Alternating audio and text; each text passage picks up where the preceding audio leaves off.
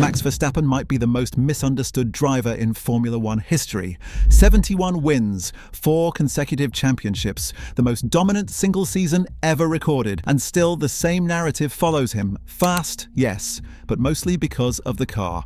Everything changes in 2026.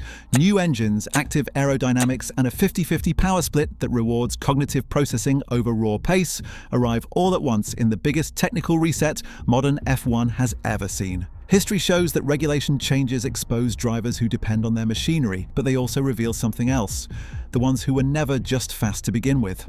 What Adrian Newey recognized about Verstappen years ago suddenly makes a lot more sense, and you're about to find out why. Adrian Newey stands as the most successful designer in Formula One history, and his nearly decade-long partnership with Verstappen at Red Bull gave him a front-row seat to what actually makes Max different. When asked about that, Newey didn't mention speed at all.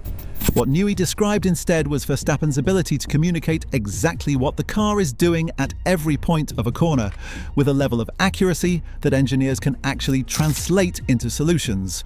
Most drivers try to prescribe fixes, suggesting stiffer springs or different setups, but Verstappen provides raw sensory data and lets the engineers interpret it. Despite all the sensors and telemetry systems packed into modern F1 cars, that human feedback loop remains irreplaceable because the driver is still the controller.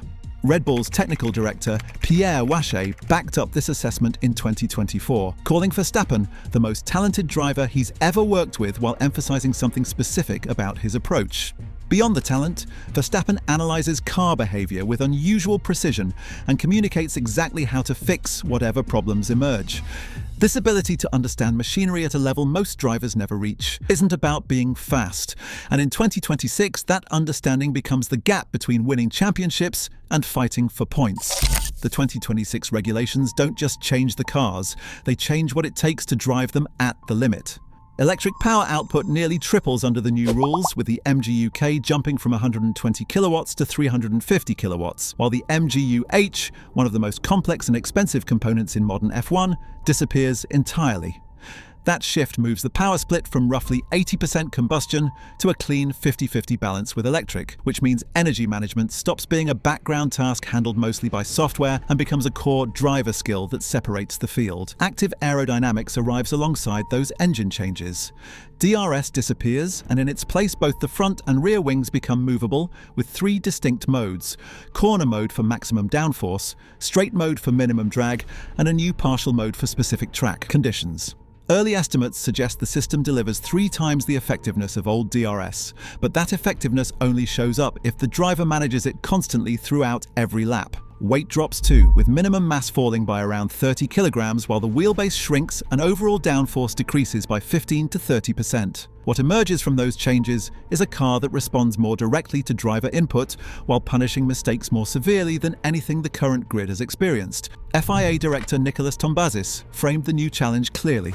The main skills still involve braking at the right point, finding corner limits, and selecting optimal lines, but the level of parameter understanding drivers need jumps dramatically.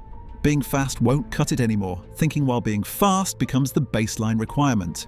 And that brings us to something Helmut Marko said about Verstappen, something that suddenly carries a lot more weight. Helmut Marko has watched Verstappen develop since his teenage years and knows his strengths better than almost anyone in the paddock. When asked about 2026, Marko identified one specific ability that stands out. Verstappen can drive at incredible speed and think at the same time. Marko connected this directly to the new regulations, explaining that drivers will need to be smart and clever about how they deploy battery power. Among all the drivers on the grid, one stands out as capable of driving fast while processing that kind of information simultaneously, and that capability should translate into a measurable advantage. Formula Medicine's Riccardo Ceccarelli made a specific prediction about which driver profile would thrive under the 2026 rules. Verstappen fits that profile perfectly because of his ability to spend hours in the simulator without mental fatigue, which means he can exploit his cognitive reserves to manage the most complex control systems the sport has ever introduced. But if any skepticism remains, a simple question cuts through it. What happens to champions when regulations change and their car advantage vanishes?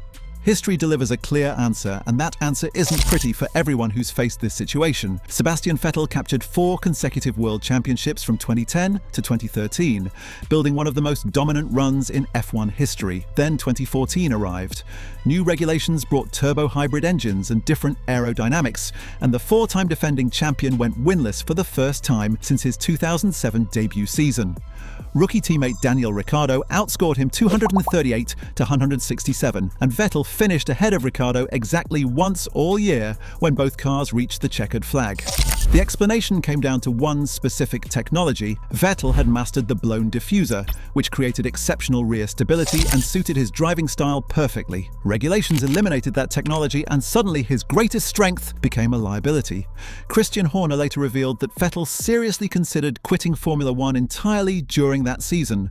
Such was his disillusionment with how the new rules exposed his dependencies. Lewis Hamilton faced the same regulation change that year, but responded completely differently. 11 wins came in his first full turbo-hybrid season, along with his second world championship, and he repeated that success in 2017 when wider cars demanded another adjustment. Hamilton initially called the W08 a diva because of its unpredictable handling, yet still claimed his 4th title by season's end. Michael Schumacher demonstrated the same adaptability back in 1998 when narrow-track cars and grooved tyres arrived. Ferrari struggled initially, but Schumacher's strategic brilliance kept him in title contention until the final race. A clear pattern emerges from these examples. Champions who embrace uncertainty and maintain flexibility in their driving style tend to thrive through regulation changes.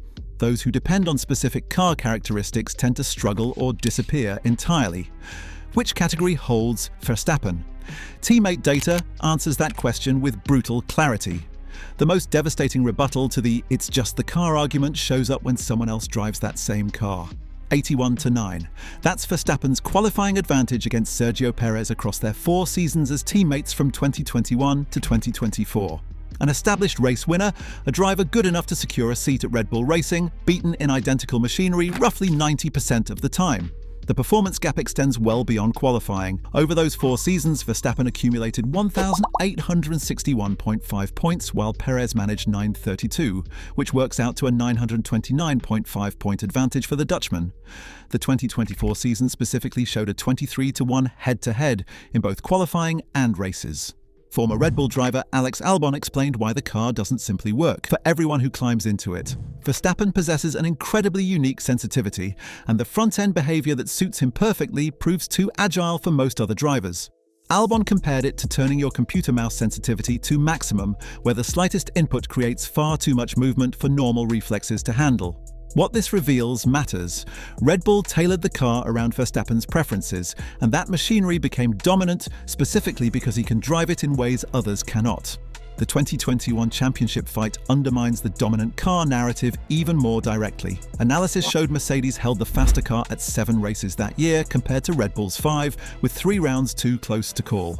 Technical breakdowns found Mercedes quicker by just 0.015 seconds over a 90-second lap when adjusted for anomalies. Verstappen still beat Hamilton 10-8 in wins and 10-5 in poles before the controversial Abu Dhabi finale decided the title. But if you want proof of adaptability that transcends any car advantage entirely, one category of race delivers it unmistakably. Brazil 2016 put Verstappen 16th on track with 16 laps remaining after a strategy miscalculation dropped him through the field. What happened next became the stuff of legend. 13 positions gained in approximately 14 laps, all through conditions so treacherous that race control red flagged the event twice. One moment captured the entire drive, a tank slapper at over 200 miles per hour on the main straight, a car completely sideways corrected with reflexes that seemed to defy physics. 8 years later, Brazil 2024 may have surpassed even that performance. Penalties dropped Verstappen to 17th on the grid, and he gained 7 positions on the opening lap alone. By lap 12, he led the race. 10 of the 11 fastest laps belonged to him, with his quickest time 1.045 seconds faster than any rival could manage. The winning margin stretched to 19 seconds despite starting from the back half of the field. Former F1 driver Jolyon Palmer assessed the 2024 drive as potentially Verstappen's best race ever, noting that he made overtaking in those conditions look effortless while everyone else struggled just to keep their cars on track.